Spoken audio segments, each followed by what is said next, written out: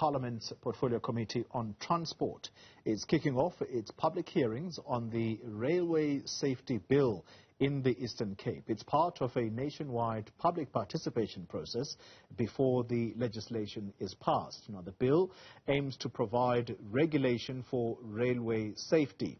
Siphosethu Booi is in Gqeberha, joining us live now. Siphosethu, good morning to you. Perhaps the railway safety concerns when a bill like this is put out for public hearings. Are there any examples where residents are saying they have felt very unsafe on the trains?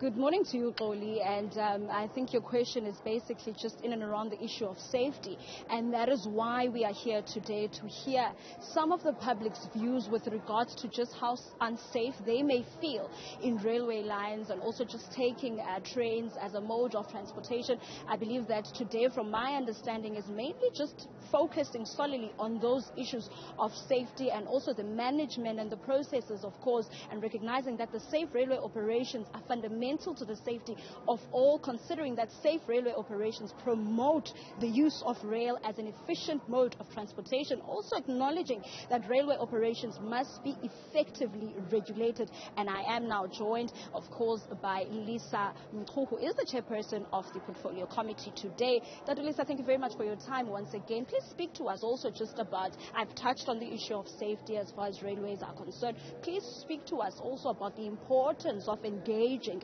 with the public when it comes to such matters of Parliament, and also the bill that solely just is about protecting also the needs and the wants of the residents and the general public of South Africans in this country. Thank you very much, and good morning to you and your viewers. As you've already said, rail or transportation is a very important aspect in economic recovery or economic process of any country. So the bill before us is a rail safety regulator bill. As you said in your introduction, it's here to improve rail safety. Ultimately, the intention is to have a move of people and freight from road to rail, which will obviously stimulate economic activity, save money for people, and make a rail as a preferred mode of transport. Why are we here as Parliament? It is part of our constitutional responsibility to consult people in the process of lawmaking. Why must people participate? Because it's their constitutional right to be heard. Because we don't think as we sit in Parliament we have got all the answers. So getting input from people who practically experience these things enriches the process of lawmaking. So the purpose of being here and why we encourage people to participate is to enrich the process on top of fulfilling a constitutional mandate or requirement of our constitution. Speaking with the issue of safety as well, and also Parliament members, including yourself, not being aware really of what happens on the ground, and the only way to find out is to come to the people and find out from them, the same people who use the railway. Please speak to us about some of the cases and also some of the measures that were brought to your attention that resulted to the establishment of these public hearings today discussing the issue of the bill. Yeah.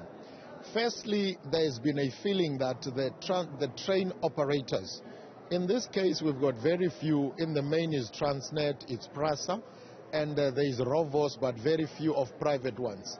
There's been a huge feeling that they do not take responsibility of safety in incidents that happen across. For instance, in some provinces, people were talking about their livestock, their houses that get damaged, people who get killed. Access roads being blocked by trains. There is no responsibility.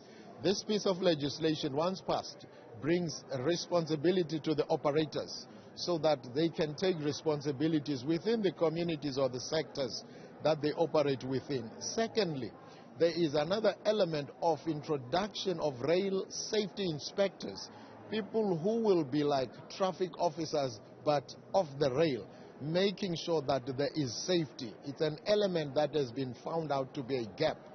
Thirdly, there is an element of training of people who want to participate in the rail sector value chain, that these people must be inspected, they must be approved by the rail safety regulator.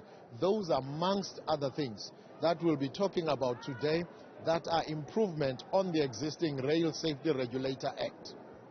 Listen, thank you very much, Lego. The chairperson of the committee today. We are speaking also about the issue of safety and most importantly the issue of making rail accessible to the people and the residents of Gqeberha in specific. People are still making their way inside.